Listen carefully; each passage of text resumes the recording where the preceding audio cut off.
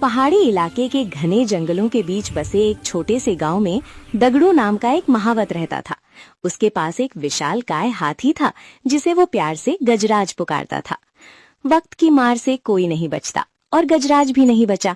उसकी चाल धीमी हो गई थी और हड्डियां नजर आने लगी थीं। दगड़ू ने जब देखा कि हाथी अब भारी लकड़ी नहीं उठा पा रहा तो उसने ठंडी आह भरने के बजाय एक कुटिल योजना बनाई।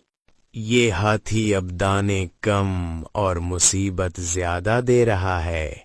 अगर इसे अभी नहीं ठिकाने लगाया तो कल को इसके अंतिम संस्कार का खर्चा भी मेरी ही जेब से जाएगा। पुराने सामान को नई पैकिंग में बेचना ही तो असली बुद्धिमानी है। अगली सुबह सूरज निकलने से पहले ही दगड़ू गजराज को नदी किनारे ले गया। उसने हाथी को इतनी रगड़ रगड़ कर नहलाया कि हाथी भी हैरान था कि आज मालिक को इतना प्यार कैसे आ रहा है। नहलाने के बाद दगड़ू ने अपना असली खेल शुरू किया। उसने ढेर सारा काला रंग और चमकीला तेल निकाला।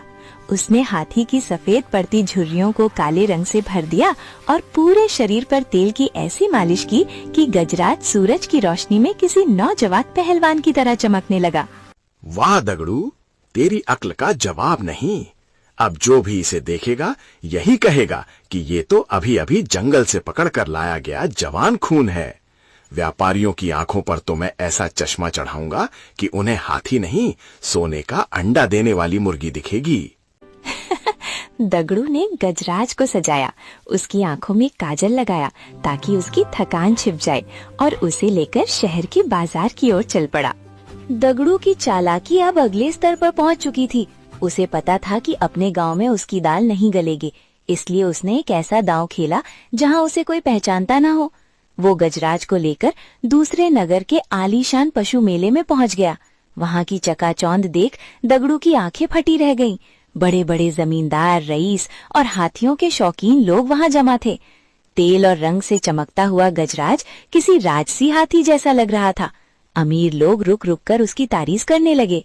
वाह, क्या शानदार जानवर है। इसकी खाल तो ऐसे चमक रही है जैसे आबनूस का पत्थर हो। क्या दाम लगाओगे इसका? हुजूर, ये जानवर नहीं, चलता फिरता किला है। इसे तो मैं सिर्फ इसलिए बेच रहा हूँ क्योंकि मुझे तीर्थ यात्रा पर जाना है, वरना ऐसा हीरा कोई अपनी तिजोरी से बाहर निकालता है क्या? अभी सौदा होने ही वाला था कि भीड़ को चीरते हुए पांडु नाम का एक आदमी वहां पहुंचा। वो हाथी के पास आया, अपनी भौहें सिकोड़ी और बड़ी बारीकी से उसे ऊपर से नीचे तक देखने लगा। वो कभी हाथी के कानों को देखता तो कभी उसकी आंखों की झुर्रियों को गौर से निहारता। दगड़ू के माथे पर पसीना आ गया। उसने सोचा, अरे बाप रे, ये तो कोई पारखी लगता है। अगर इसने एक बार भी जोर से बोल दिया कि हाथी बूढ़ा है तो मेरी सारी मेहनत और रंग रोगन धुल जाएगा। जैसे ही पांडु कुछ बोलने के लिए मुंह खोलने लगा, दगड़ू ने झपट कर उसका हाथ पकड़ा और उसे भीड़ से दूर ले गया। दगड़ू ने अपनी जेब से 2 आने निकाले और पांडु की हथेली पर रखते हुए फुसफुसाया, भाई, ये 2 आने लो और चुपचाप यहाँ से खिसक लो। अपनी ये जासूसी वाली नजर कहीं और ले जाओ, बस यहाँ कुछ मत बोलना।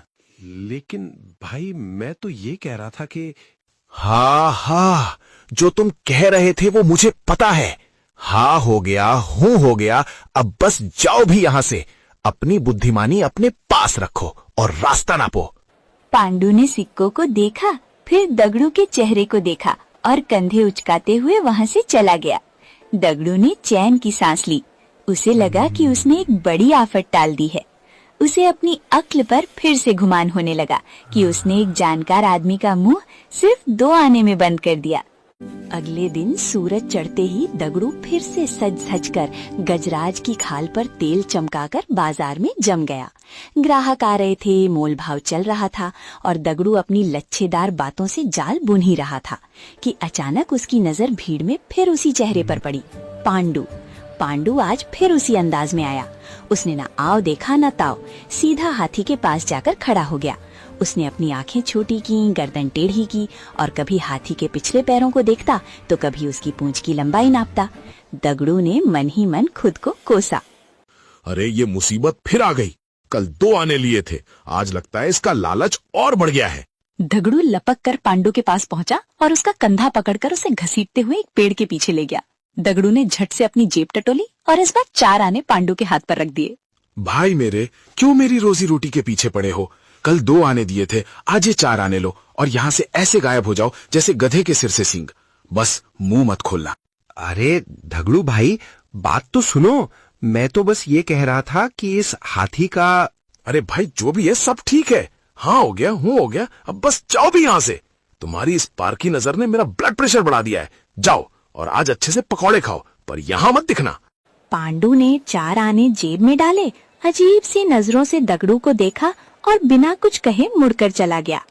तीसरा दिन था, बाजार की भीड़ अपने चरम पर थी। तभी पांडु महाराज फिर प्रकट हुए। आज उन्होंने हद ही कर दी। वे हाथी के चारों तरफ चक्कर काटने लगे। कभी सूंड के पास जाते तो कभी पूंछ के नीचे झुककर देखने लगते। दगड़ू की आंखों में खून उतर आया। उसे लगा कि अब खामोश रहने से बात नहीं बनेगी। वो दौड़कर पांडु के सामने आया और सबके सामने तहाड़ पड़ा। बस बहुत हुआ। क्या तमाशा लगा रखा है तुमने? क्या मिल गया तुम्हें इस हाथी में? क्या देख रहे हो इतनी देर से? दगड़ू का चिल्लाना सुनकर बाजार के लोग, खरीदार और व्यापारी सब काम छोड़कर वहां इकट्ठा हो गए। पांडु बेचारा सकपका गया, पर दगड़ू तो आपे से बाहर था। बोलो, क्या पता कर लिया तुमने? पूरी दुनिया को चिल्ला चिल्ला कर बता क्यों नहीं देते? यही ना कि ये हाथी बूढ़ा है। हाँ, मैंने मान लिया कि ये हाथी बूढ़ा है, बेकार है। अब खुश? जाओ, मुझे इस मनहूस गांव में सौदा ही नहीं करना। भीड़ में सन्नाटा छा गया। जो लोग हाथी को खरीदने के लिए पैसे गिन रहे थे, उनके हाथ रुक गए। लोग कानाफूसी करने लगे। तभी पांडु ने अपना माथा खुजलाया और बड़ी मासूमियत से बोला, अरे दगड़ू भाई, आप तो फालतू में नाराज हो रहे हैं। मैं तो बस अपनी उलझन दूर कर रहा था। सच तो ये है कि मैंने आज से पहले कभी हाथी देखा ही नहीं। मैं तो बस ये देख रहा था कि... क्या देख रहे थे? मैं ये सोचकर परेशान था कि इस अजीब से जानवर की पूंछ आगे है या पीछे, क्योंकि मुझे तो आगे भी एक लंबी पूंछ लटकती दिख रही है और पीछे भी। और सबसे बड़ी समस्या तो ये है कि इसका मुंह कहाँ है। मुझे तो कहीं मुंह नजर ही नहीं आया। दरअसल पांडु इतना भोला था कि उसे हाथी की सूंड और पूंछ में फर्क ही नहीं पता था। वो सूंड को भी दूसरी पूंछ समझ बैठा था और उसे लग रहा था कि इस जानवर का मुंह ही नहीं है। जैसे ये शब्द दगड़ू के कानों में पड़े, उसे लगा जैसे किसी ने उसके सिर पर ठंडा पानी डाल दिया हो। जिस राज को छुपाने के लिए उसने रिश्वत दी, भागा फिरा और अंत में खुद ही चिल्ला चिल्ला कर सबको सच बता दिया, वो राज तो पांडु को पता ही नहीं था। दगड़ू वहीं जमीन पर बैठ गया और अपना सिर पीटते हुए जोर जोर से रोने लगा।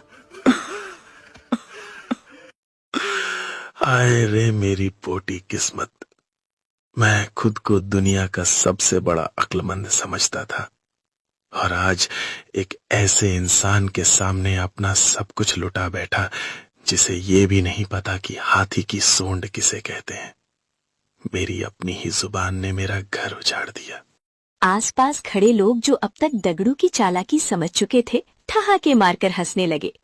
एक बुजुर्ग व्यापारी ने आगे बढ़कर दगड़ू के कंधे पर हाथ रखा और कहा, देख दगड़ू, तूने हाथी की उम्र छिपाने के लिए उसे रंग तो दिया, लेकिन अपने घमंड का रंग तेरी आंखों पर इतना गहरा था कि तुझे एक मासूम इंसान भी दुश्मन नजर आने लगा। सच्चा मूर्ख वही है जो सबको मूर्ख समझने की भूल करता है। दगड़ू उस दिन खाली हाथ और रंगे हुए बूढ़े हाथी के साथ अपने गांव वापस लौट गया। अब उसके पास ना तो पैसे थे और ना ही वो मान सम्मान। उसने जान लिया था कि चालाकी की उम्र बहुत छोटी होती है और ईमानदारी की चमक कभी फीकी नहीं पड़ती। अहंकार इंसान की बुद्धि हर लेता है। दूसरों को छोटा समझना ही आपकी सबसे बड़ी हार की शुरुआत है। तो दोस्तों, यह थी आज की कहानी। कहानी यहीं खत्म होती है। कहानी कैसी लगी कमेंट करके जरूर बताइएगा। चैनल पर नए हैं तो चैनल को सब्सक्राइब करना बिल्कुल भी मत भूलिएगा। मिलते हैं अगले वीडियो में। तब तक के लिए राधे राधे।